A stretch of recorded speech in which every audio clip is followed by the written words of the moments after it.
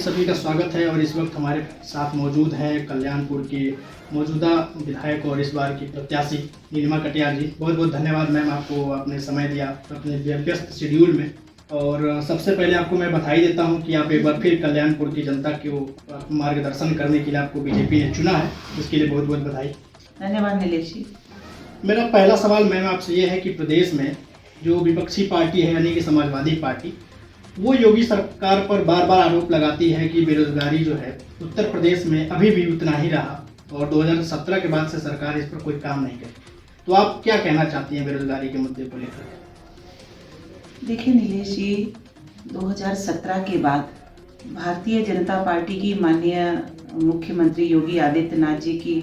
नेतृत्व वाली सरकार जब से आई है, सीधे सीधे 4,87,000 करोड़ का इन्वेस्टमेंट के लिए जो समिट हुई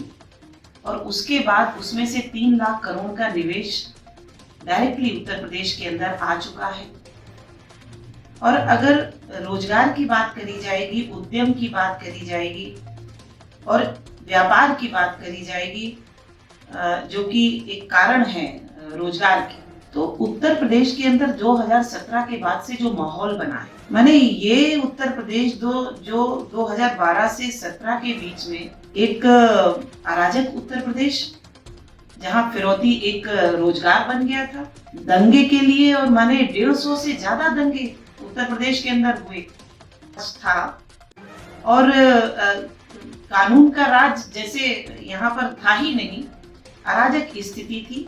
आए दिन दंगे होते थे और जो इंफ्रास्ट्रक्चर था वो एक क्षेत्र विशेष पर सीमित हो गया था और बिजली जो है वो आती कम थी, जाती ज्यादा थी। और जो जिसको कहते हैं कि उद्यम के लिए और निवेश के लिए, काम के लिए जो आकर्षित करने वाले फैक्टर्स होते हैं, इंफ्रास्ट्रक्चर जो रिक्वायरमेंट होती है, उस दृष्टिकोण से उत्तर प्रदेश का हाल बेहाल था। कोई देखता नहीं था और जो देखता भी था, कोशिश भी करता था, उन सब ने भी अपने यहाँ से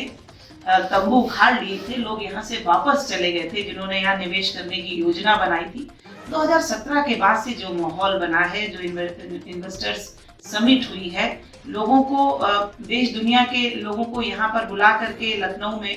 और इतने बड़े स्तर पर सम्मानीय प्रधानमंत्री जी भी आए और निवेश के लिए उत्तर प्रदेश के अंदर क्या क्या संभावनाएं हैं, हमने एक पूरा मॉडल दुनिया के सामने रखा कि उत्तर प्रदेश के अंदर आज कानून का राज है, उत्तर प्रदेश के अंदर बिजली आज लगातार आ रही है और उत्तर प्रदेश के अंदर जो है इंफ्रास्ट्रक्चर, आज उत्तर प्रदेश जो है एक्सप्रेसवेज का प्रदेश कहा जाने लगा है। पूरा उत्तर प्रदेश की कनेक्टिविटी शेष भारत के साथ चारों तरफ से वो सिद्ध हो चुकी है। यही कारण है कि जो 4,87,000 का निवेश जो आमंत्रित हुआ था इन्वेस्टर समिट में, और वो उसमें धरातल पर 3 लाख करोड़ से ज्यादा का धरातल पर उतरा है। और आज न सिर्फ उद्यमशीलता के माध्यम से, बल्कि जो रोजगार का जहाँ से उपज है, माने हमने जगह जगह जो उच्च शिक्षा का क्षेत्र है और जो नई राष्ट्रीय शिक्षा नीति है, जिसने शिक्षा के व्यवहारीकरण की तरफ, शिक्षा को रोजगारोन्मुखी बनाने की तरफ जो भी उसमें प्रावधान है, उत्तर प्रदेश देश के अंदर सबसे अग्रणी राज्य है उसको इम्प्लीमेंटेशन की दृष्टि से। मैं कानपुर में आपसे बात कर रही हूँ, कल्याणपुर में आपसे बात कर रही हूँ, हमारे यहाँ IIT है, हमारे यहाँ HBTU है, हमारे यहाँ नेशनल शुगर इंस्टीट्यूट है, हमारे यहाँ एग्रीकल्चर यूनिवर्सिटी है, हमारे यहाँ पल्स रिसर्च सेंटर है, ये और हमारे यहाँ IIT है। ये सारे संस्थान जो टेक्निकली और अलग अलग फील्ड्स के अंदर जो नए नए युवा हैं और नई नई सोच के साथ, इनोवेटिव प्रोजेक्ट्स के साथ आगे बढ़ना चाहते हैं। आज कानपुर IIT स्टार्टअप्स का केंद्र बन चुका है, जो युवा आगे बढ़ के, और हम देख रहे हैं कि बड़े आगे बढ़ के युवाओं ने, चाहे सम्मानीय प्रधानमंत्री जी का जो विजन है कि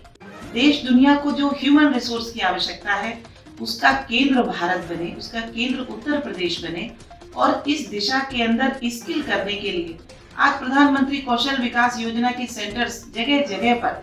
माने और लाखों की संख्या में लोग स्किल अप होके स्टार्टअप को टेकअप करके कम से कम वो ऋण पर ब्याज पर वो पैसा ले रहे हैं, लोन ले रहे हैं और उस काम को अपनी गति दे रहे हैं। और एक तरह का वातावरण काम करने का उत्तर प्रदेश में बना है। न सिर्फ उद्यमशीलता को यहाँ पर परिवेश मिला है सकारात्मक,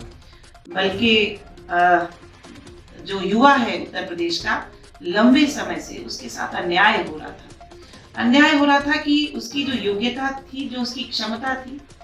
और जब सरकारी नौकरी के अंदर प्रतियोगी परीक्षाएं होती थी तो अवसर जो है सिफारिश को मिलता था, रिश्वत को मिलता था। सरकार से जुड़े हुए लोगों के घरों से सूचियां आती थी। हम सब ने देखा है, उत्तर प्रदेश ने ये देखा है। आज पारदर्शिता के साथ, भ्रष्टाचार मुक्त व्यवस्था के साथ युवा अपना जो उसका अधिकार है, जो उसकी अर्हता है, उसके हिसाब से अपनी नौकरी पा रहा है, एकदम पारदर्शिता के साथ। माने उसको पोस्टिंग के साथ नियुक्ति पत्र मिल रहा है और एक सकारात्मक, और इस कारण से लोगों का विश्वास गुणवत्ता पर बढ़ा है। आज युवा उत्तर प्रदेश के अंदर नकल विहीन जो शिक्षा व्यवस्था, आज जो सबसे मूलभूत कारण था। मैंने हम कल्पना करें कि उत्तर प्रदेश के अंदर केरला से लोग डिग्री लेने के लिए आते थे, आंध्रा से लोग डिग्री लेने के लिए आते थे। उत्तर प्रदेश जो है वो इस प्रकार की शिक्षा माफियाओं की काकस में जकड़ा हुआ प्रदेश था और बदनाम प्रदेश था शिक्षा की दृष्टि से, नकल के कारण। आज हम कह सकते हैं कि सम्मानीय उप मुख्यमंत्री डॉक्टर दिनेश शर्मा जी के नेतृत्व में, चाहे माध्यमिक शिक्षा हो चाहे उच्च शिक्षा हो, नकल माफिया आज उनका काम जो है वो खत्म हो चुका है। डिजिटलाइजेशन के माध्यम से टेक्निक को अडॉप्ट करके हमने नकल पर लगाम कसने का काम किया है। और आज उत्तर प्रदेश के अंदर युवा शिक्षा की गुणवत्ता के साथ, जो उत्तर प्रदेश की छवि देश में खराब हो रही थी, आज उत्तर प्रदेश की छवि निखरी है। उत्तर प्रदेश का युवा जो डिग्री लेकर जा रहा है, उसका सम्मान देश भर के अंदर बढ़ा है। तो हम कह सकते हैं कि उत्तर प्रदेश के सक्षम युवाओं के हाथ में सार्थकता के साथ उद्यम बढ़ाता हुआ और उत्तर प्रदेश के विकास में अपना योगदान देता हुआ युवा उत्तर प्रदेश में एक उसकी पृष्ठभूमि पूरी तैयार हो चुकी है। मैम, मेरा दूसरा सवाल ये है कि अभी 31 जनवरी तक चुनाव आयोग रैलियों पर और जनसभाओं पर रोक रहे हैं, तो ये भी एक तरह से कोरोना के समय में सभी पार्टियों के लिए एक नई तरह से सोचने की रणनीति बनाने की जरूरत होगी कि वो डोर डोर कैंपेन को कितना सफल बना पाए। क्योंकि रैलियों में भीड़ इकट्ठा होती थी, लोग नेताओं को जो भी बातें कहनी होती थी वो सीधे लोगों तक पहुंचा देते थे, लेकिन अब डोर टू डोर कैंपेन करना पड़ेगा। उसके लिए कितनी तैयारी भारतीय जनता पार्टी कर रही है और बाकी अन्य पार्टियों से कितना बेहतरीन तैयारी कर रही है? देखिए, भारतीय जनता पार्टी ने सबसे पहले अपनी सदस्यता डिजिटली शुरू करी थी फोन के माध्यम से, और ड्यूरिंग कोविड, उसके संक्रमण के समय जब फिजिकल कनेक्टिविटी हुई थी, लेकिन एक प्रतिबद्ध सत्ताधारी संगठन, जनसेवा, लोकहित की जो योजनाएं थी, जो आवश्यकताएं लोगों की थी, उन तक कनेक्टिविटी बनाने के लिए भारतीय जनता पार्टी किसी भी समय डिस्कनेक्ट नहीं हुई और वर्चुअली हम कनेक्ट रहे। चाहे संगठनात्मक इकाइयों के अंदर कनेक्टिविटी की बात हो, चाहे इन जनरल आम जन के साथ कनेक्टिविटी की बात हो। तो जब भारतीय जनता पार्टी संगठन का परिवार विस्तार के रूप में आया है, आज एक बूथ पर 21 लोगों की समिति बनी हुई है, पन्ना प्रमुख है, तो एक बड़े राजनीतिक दल के रूप में हम सामने हैं। और बड़ा राजनीतिक दल जिसने कोरोना जैसी सदी की सबसे बड़ी वैश्विक त्रासदी के समय एक राजनीतिक दल ने अपना एक मंत्र उसको साधा है, सिद्ध किया है, सेवा ही संगठन, और वो वर्चुअली किया है। आत्मनिर्भर भारत जब मई 2020 के अंदर सम्मानीय केंद्रीय वित्त मंत्री निर्मला सीतारमण जी लाई थी, तो आत्मनिर्भर भारत क्या है और उसकी सार्थकता एक एक जन के साथ उत्तर प्रदेश के अंदर कैसे लिंक हो रही है, देश के अंदर कैसे लिंक हो रही है, उसके एक एक फ्रैक्शन को हम लोगों ने वर्चुअली सम्मेलनों के माध्यम से लोगों तक आत्मनिर्भर भारत की जानकारी और उसकी उपयोगिता कोई कैसे उठा सकता है। इसलिए तो भारतीय जनता पार्टी पहले से ही कोरोना के समय वर्चुअल मोड पर आ चुकी थी। हमारी कनेक्टिविटी लगातार बनी हुई है और हम उस प्लेटफॉर्म पर पहले से ही एक्टिव हैं। हमारे व्हाट्सएप ग्रुप से लेकर सोशल साइट्स पर हमारे कार्यकर्ता एक्टिव हैं। इसलिए जो कनेक्टिविटी बनाने की बात आज हो रही है, वर्चुअली सम्मेलन करने की बात हो रही है, तो भारतीय जनता पार्टी का कार्यकर्ता इसके लिए पूरी तरह से पहले से ही प्रिपेयर है। और दूसरा, जैसा कि एक बात आई है कि इस समय हमें जो जनसंपर्क करना है, तो जो इस समय संहिता कह रही है,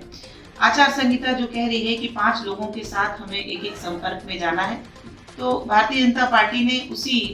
मानक के नियम के अनुरूप एक लाभार्थी जनसंपर्क अभियान, तो हमारे वरिष्ठ नेता और हमारे बूथ के कार्यकर्ता माने हर एक इकाई हमारी इस समय डोर टू डोर कैंपेन के अंदर व्यवस्थित रूप से अपने अपने मोर्चों के माध्यम से, अपने अपने अलग अलग प्रकार से, जिस प्रकार से मोर्चा प्रकोष्ठों के माध्यम से हर एक क्षेत्र के अंदर समाज के अंदर भारतीय जनता पार्टी काम करती है, तो उसी प्रकार से आज वो जो लाभार्थी जनसंपर्क अभियान है, तो हम एक एक